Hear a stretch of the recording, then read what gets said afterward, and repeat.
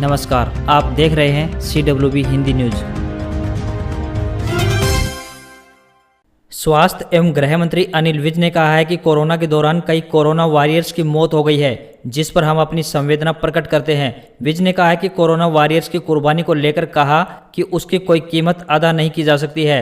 अनिल विज ने कहा है कि ऐसे समय में जब कोई कोरोना मरीजों के पास तक जाना नहीं चाहते हैं, वहीं मेडिकल स्टाफ व कोरोना वॉरियर्स बनकर उनकी देखभाल कर रहे हैं और देखरेख करने के दौरान संक्रमित होने और बाद में मेडिकल स्टाफ की जान जाती है, तो सरकार ने 50 लाख रुपए देने की घोषणा की हुई है। इसी प्रकार से बहुत सारे पुलिस कर्मचारियों की भी जान गई है, उनको 30 लाख रुपए देने की सरकार ने घोषणा की हुई है।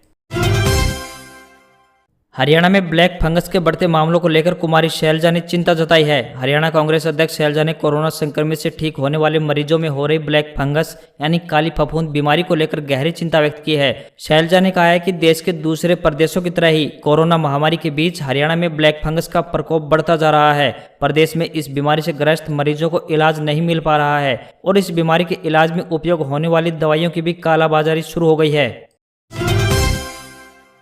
हरियाणा में 18 से 44 साल की आयु के लोगों को वैक्सीनेशन के लिए कोविन ऐप पर अपना रजिस्ट्रेशन कराने के साथ साथ बुकिंग भी करवानी होगी, क्योंकि बुकिंग कराने पर ही इस बात की सटीक जानकारी मिल सकेगी कि उन्हें किस केंद्र पर कितने बजे वैक्सीनेशन के लिए जाना है। सरकार की इस पहल का मकसद एक वैक्सीनेशन सेंटर पर भीड़ को एकत्र होने से रोकना है। अब टीकाकरण के प्रति लोगों का नजरिया बदला हुआ है और 18 से 44 साल तक के आयु वर्ग के लोग टीकाकरण में बढ़ चढ़कर भाग ले रहे हैं। स्वास्थ्य विभाग के एक प्रवक्ता ने इस बारे में विस्तार से जानकारी देते हुए बताया कि कोविशील्ड और कोवैक्सीन दोनों ही स्वदेशी वैक्सीन हैं जो पूरी तरह से सुरक्षित हैं। टीकाकरण लगने के बाद आने वाला बुखार या हरारत सामान्य लक्षण है, जिनसे घबराने की कतई जरूरत नहीं है।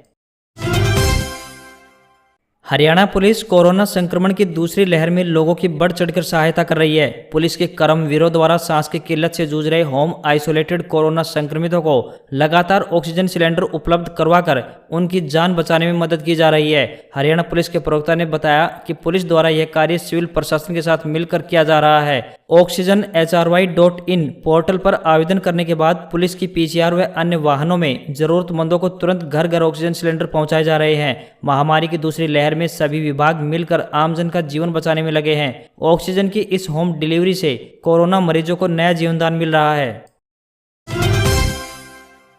राजस्थान में 45 साल या उससे ज्यादा उम्र के लोगों की वैक्सीनेशन कभी भी रुक सकती है। दरअसल राज्य सरकार के पास इस उम्र के लोगों के वैक्सीनेशन के लिए पर्याप्त डोज उपलब्ध नहीं है। इसके कारण कई ऐसे लोग भी हैं जो सेकंड डोज लगाने से वंचित रह सकते हैं। सूत्रों की माने तो वर्तमान में राज्य में लगभग 5.5 लाख डोज ही बची हैं, जिनमें से 3.5 लाख डोज तो वो हैं जो सरकार ने 18 से 44 साल की उम्र के लोगों के लिए सीधे कंपनी से खरीदी हैं।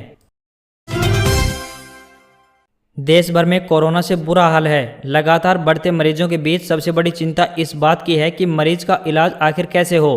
कोरोना की वैक्सीन आ चुकी है, लेकिन कोरोना संक्रमण के बाद इलाज को लेकर पूरी दुनिया में अलग अलग तरह की राय है, अलग अलग दवाइयां हैं। इस बीच अलग अलग प्रदेशों में डॉक्टर अपने स्तर पर नए प्रयोग कर रहे हैं जो कोरोना रोगियों के इलाज में मददगार भी साबित हो रहे हैं। ऐसी ही शुरुआत राजस्थान की राजधानी जयपुर में की गई है। यहाँ अब चेस्ट फिजियोथेरेपी दी जा रही है। इस थेरेपी से बड़ी संख्या में मरीज रिकवर हो रहे हैं। कोरोना संक्रमित जो मरीज ऑक्सीजन की कमी के चलते परेशान हो रहे हैं, उनके लिए चेस्ट फिजियोथेरेपी कारगर साबित होती नजर आ रही है। इसके जरिए जयपुर के कई अस्पतालों में भर्ती मरीजों का न केवल सैचुरेशन यानी ऑक्सीजन लेवल बढ़ा है, बल्कि मरीज के लंग्स यानी फेफड़ों की रिकवरी भी तेजी से हुई है।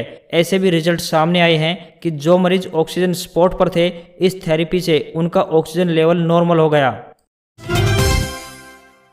पीएम नरेंद्र मोदी ने शुक्रवार को प्रधानमंत्री किसान सम्मान निधि स्कीम के तहत 8वीं किस्त का वितरण शुरू कर दिया है। पीएम मोदी ने वीडियो कॉन्फ्रेंसिंग के जरिए खुद कई किसानों के खाते में पैसा ट्रांसफर किया। जानकारी के मुताबिक 8वीं किस्त के रूप में 9.5 करोड़ से ज्यादा किसानों को 2-2 हज़ार रुपए ट्रांसफर किए जाएंगे। इसके लिए केंद्र सरकार ने 20,000 करोड़ रुपए से ज्यादा राशि खर्च की है। पीएम किसान सम्मान निधि स्कीम की घोषणा 2019 में अंतरिम बजट में की गई थी। यह स्कीम दिसंबर 2018 से लागू हुई थी। इजराइल और हमास, जो कि इजराइल और पश्चिमी देश इसे फिलिस्तीनी आतंकी संगठन बताते हैं, के बीच जंग जारी है। शुक्रवार रात तक करीब 118 लोग मारे जा चुके हैं। इजराइल में सिर्फ 8 लोगों की मौत हुई है, जबकि हमास के कब्जे वाला गाजा पट्टी इलाका मलबे के ढेर में तब्दील हो चला है। अगर गाजा से इजराइल पर रॉकेट दागे जा रहे हैं, तो दूसरी तरफ इजरायली एयरफोर्स 600 से ज्यादा बार गाजा पट्टी और आसपास के इलाकों में बम गिरा चुकी है।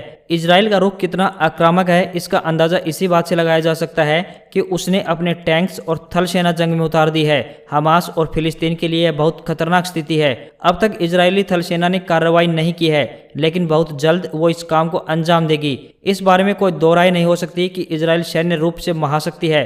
अमेरिका और पूरा वेस्टर्न वर्ल्ड उसके साथ है। अमेरिका और इजराइल के बीच टॉप लेवल पर बातचीत भी जारी है। हमास ने कई साल बाद इजराइल पर इतना बड़ा हमला किया है, लिहाजा इजराइल उसे बख्शने के मूड में कतई नहीं है।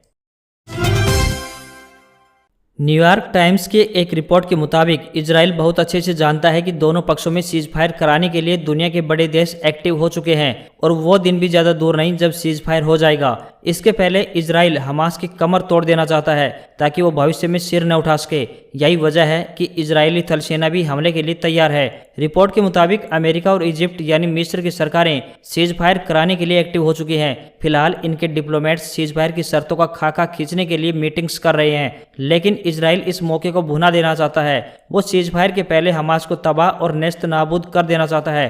अमेरिकी राष्ट्रपति जो बाइडेन ने गुरुवार को नेतन्याहू से बातचीत की, बाद में कहा इजराइल को अपनी हिफाजत का पूरा हक है। इसके चंद घंटे बाद बाइडेन ने अरब इजराइल मामलों के डिप्टी सेक्रेटरी हेड एम्र को इजिप्ट के साथ मिलकर सीज फायर कराने की कमान सौंप दी। इन्हें कुछ चाहिए होंगे। इसके पहले इजराइल सिर्फ गाजा पट्टी ही नहीं बल्कि फिलिस्तीन के बड़े हिस्से को धूल में मिला चुका होगा। ये कहना भी गलत नहीं होगा कि आम फिलिस्तीनियों के लिए ये मुश्किल वक्त है। भारत के तटीय इलाकों से तौकते नाम का चक्रवात के टकराने की संभावना है। मौसम विभाग ने इसकी जानकारी दी है। विभाग के मुताबिक गोवा, दक्षिण कोंकण एरिया सहित कर्नाटक में भारी बारिश हो सकती है। इससे आने वाले दिनों में तटीय इलाकों में मौसम बदलाव की भी संभावना है। तौकते का मतलब है ज्यादा शोर वाली छिपकली। नए तूफान का यह नाम म्यांमार की तरफ से आया है। मौसम विभाग ने कहा है कि अगले 3 से 4 दिनों में गुजरात के साथ साथ महाराष्ट्र और गोवा के तटीय क्षेत्रों से तौकते चक्रवात टकरा सकता है। इसे देखते हुए मौसम विभाग ने लक्षद्वीप, केरल, कर्नाटक, गोवा और महाराष्ट्र में भारी बारिश की आशंका जताई है। शनिवार यानी 15 मई को सुबह तक और तीव्र होकर अगले 24 घंटों में इसके चक्रवात में बदलने की संभावना है, जो गुजरात तट से टकराएगा। समुद्र में खराब स्थिति और भारी वर्षा के कारण क्षेत्र के मछुआरों से मछली न पकड़ने की सलाह दी गई है। इसके अलावा तटरक्षक बल सहित सभी एजेंसियां हाई अलर्ट पर हैं। अनुमान के मुताबिक चक्रवात के चलते बारिश के साथ तूफान भी आ सकता है। Delhi subordinate service selection board यानी DSSSB ने विभिन्न 7,236 पदों पर भर्ती के लिए योग्य कैंडिडेट से आवेदन मांगे हैं। इन पदों के लिए आवेदन प्रक्रिया 25 मई से शुरू होगी। इच्छुक और योग्य कैंडिडेट्स इन पदों के लिए 24 जून तक ऑनलाइन मोड में अप्लाई कर सकते हैं। इन पदों के लिए सिलेक्शन लिखित परीक्षा के आधार पर किया जाएगा। विभिन्न पदों के लिए 10वीं, 12वीं, BA व पोस्ट ग्रेजुएशन कर चुके कैंडिडेट्स ऑनलाइन आवेदन कर सकते हैं। वहीं जनरल, OBC, EWS की फीस 100 रुपये रहेगी। वहीं SC, ST, दिव्यांग व महिलाओं की कोई फीस नहीं लगेगी।